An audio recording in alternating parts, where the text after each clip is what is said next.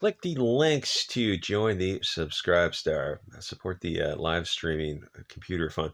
So imagine telling an 8-year-old that will do a crying 8-year-old that will do whatever you want. Everything to a kid is to humans is external. We don't come hardwired with programming. So everything to this 8-year-old. I mean, like what the horrors, just the horrors that people are doing. The parents have been brainwashed by these globalist media parasites into doing to their own kids, and the schools too. It's like this: the school. It's dangerous to be right when the government is wrong. Well, the government, the schools, and the media are on this all on the same page. Some people call them globalists. Some people call them deep state. And Mayorkas's, Garland's, wine gardens. They're all on they're all pulling the strings on a certain agenda. It's like you look at the media and go, oh, it's fair, impartial news. Yeah, isn't it like 6 companies control 99% of the mainstream media? How impartial is it if they're all on the same page? And they are. I mean, you've seen those videos where they show like a mosaic of a dozen videos and they're all using the same lines. This is a threat to our democracy. Like nobody ever raises their hand. Nobody in the media ever goes, "Wait a minute, did you mean our representative constitutional republic?" Because I don't think anywhere in the Constitution it says democracy. It says republic. Gentlemen, you have a republic if you can keep it. So why do you keep using the Greek democracy concept? Weird, isn't it? It's weird when everyone is all on the same page. The left wing media and the left wing politicians. And hey, to be fair, the right wing politicians are the same as the left wing politicians. They're just a little bit more displaced in time. So some of these articles I see, they're just so I don't even know how to cover them, but I know I have to bring them to people's attention. We all have to get on the same page. Like we're all going to have to form groups. It's there's no external messiah. Some politicians, DeSantis, Trump, there's no externality that you've already heard of because those guys, the nexus points, they might be on Gab and Telegram, Odyssey and Bit Chute, but they're not in the mainstream, and no, none of those mainstream names you've heard. This is the most important election in years. Vote for R, no, vote for D. It doesn't matter. It's wings of the same bird. Voting for Democrat or Republican over the past 50 years has got us to this present Weimar. There's important election. No, Trump is not coming to DeSantis is not coming to save us. No, Rand Paul is not. None of those names you've heard of. You look at their voting records and look at who they kowtow to. We have no representatives. The 535 people in Washington, if you're on the left or the right, they don't represent anyone. They represent themselves. Nancy Pelosi didn't get worth $140 million by representing her constituents. She did that by insider trading, a breach of her fiduciary duty to we the people. So there's no external savior coming to save us from these abominations, this Sodom and Gomorrah, this biblical evil. Even if you're not, give a damn about the Bible, it's a pretty good way to look at it. It's us. It's the soccer mom who starts noticing coincidences and starts putting these connections together.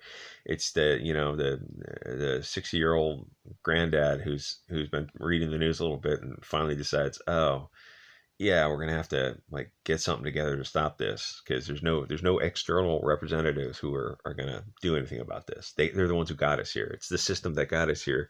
There's no solution from within the system. So specifically with this, before I get out into like Montana militia um, uh, territory, there's no with the schools. There's no solution within the school boards. We got Weingarten and Mayorkas or Garfinkel's Garland's nephew running this, selling books, globalist propaganda to the schools, and Weingarten pushing, globalist propaganda on the teachers union. There's no solution from within these government schools, and they're not American government schools anymore.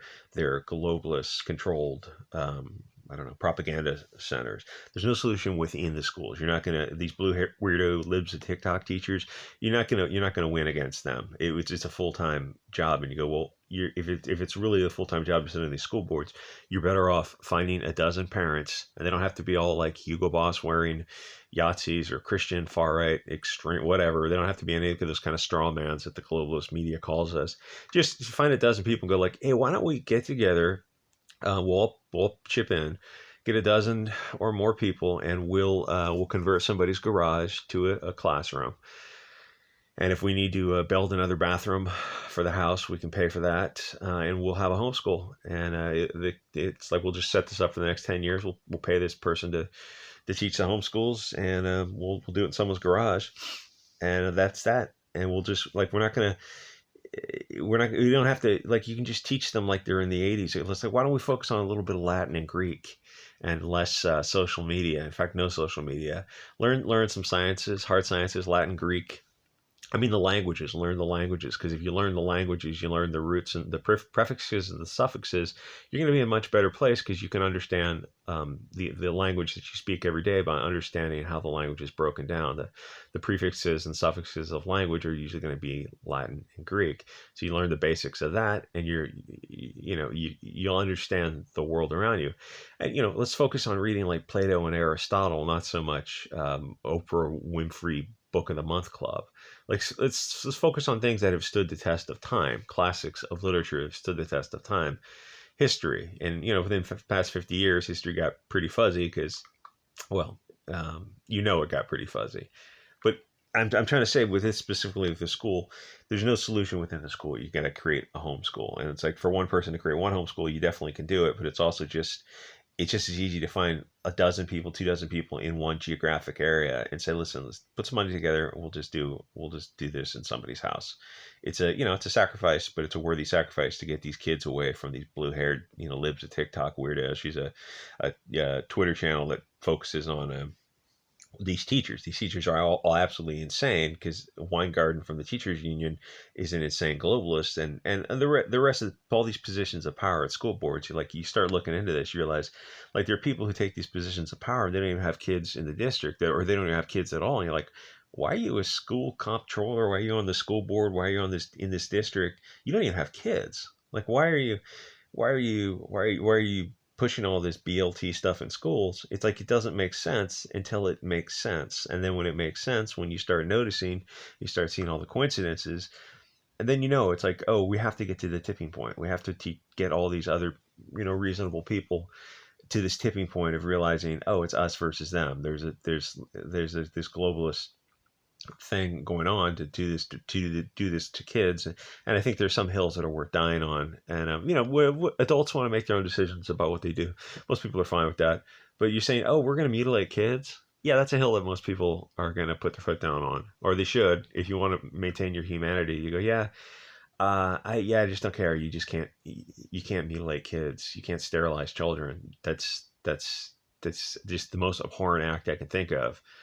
uh, yeah, that's a hill that's worth having a little bit of disagreement on. And to fight the schools, the better thing to do is pull the kids out of schools, get together with a dozen people, and form your own schools. Or you're just going to teach kids normal stuff. So it's the first day of school. They have a son in school, and it's an 8-year-old, and the 8-year-old's crying. And they say, oh, we'll do whatever you want as long as you stop crying. The teachers told you that you're a little girl, and the media told you you're a little girl. It's like everything is external to a kid. The little boy is not a little girl. There's no such thing as trans. The teachers told them that. The media brainwashed them into thinking that. The Blues Clues and the Cartoon Network, where you've got a trans beaver, yeah, all that is all globalist propaganda. Like all of that. The better thing to do would be like if you got like 100 families together to set up a neighborhood, you're like, oh, we're not going to have any of this kind of globalist propaganda. The kid was so brainwashed into thinking he's a girl because of the media, because of the teachers, because of social media, because the other students who are all equally brainwashed, that he's crying and sobbing and wants to be a little girl because he wants to be special and wants to stand out in some way because he's an 8-year-old. And to tell this 8-year-old, she was terrified. The mother said, this is your journey. We'll go and do whatever you want. Telling an 8-year-old will do whatever you want to stop crying. Yeah, this is, I don't know, was it Munchkinson by proxy or something? These parents are absolutely insane, but they've been brainwashed too for a long time. The only way to fix this is to cut off the externalities and build a community free of social media, mainstream media, and globalist Weingarten, Mayorkas's Garfinkel type of teacher influences. Like you just gotta create a community free of globalists. You can't have globalists in a nation because they destroy nations. And like you can do this at the smallest level, like literally just get a dozen people together within, a 10-mile, 20-mile radius with kids of the roughly the same age and go, okay, we've got a dozen people, we're in this geographic location. Everyone put their money together and we can pay this teacher. We can pay a parent to teach the kids. It's not rocket science. It's like that seems like, oh, that seems kind of, I don't know, it seems like a lot of work, and I don't know if I can be a teacher. It's like, well, you're better than these blue-haired weirdos who are teaching. Oh, you're right. Yeah, when it comes down to that, absolutely, you can teach kids a little Latin, a little Greek, a little. No, you don't have to have a PhD in this kind of stuff. You just have to have the books in front of you. Like, oh, today we're gonna work on Greek and Latin prefixes, and this is how language works. This is the etymology of language, and we're gonna do a little of the scientific method, and this is the history. I don't know. This is the history of biology. This is how science has evolved through the years, and yeah, it you don't have to be a genius to teach that. I mean, you look at the blue-haired weirdos who are spending time in classroom talking about like their pronoun closets. It's like, well, every minute they're teaching kids about that kind of globalist nonsense is a minute they're not learning Latin and Greek and Aristotle and Plato, or whatever you want to teach them. You want to focus on the Bible, go for it. Anything is better than what they're learning with this globalist brainwashing in schools now.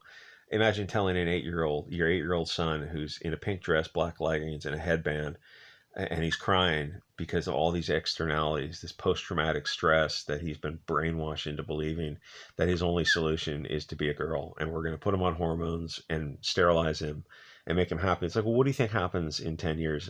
He's 8, so 10 to 20 years. What do you think happens? What do you think the kid does in a few years when he I don't know, hits 25 and goes, oh, yeah, I met this girl, I fell in love, I want to have kids. I'm 22 or 25. Can't do it because my parents sterilized me. Oh, yeah, what do you think happens? Predictably, the same thing happens. Anyway, like, comment, subscribe. See you guys next episode.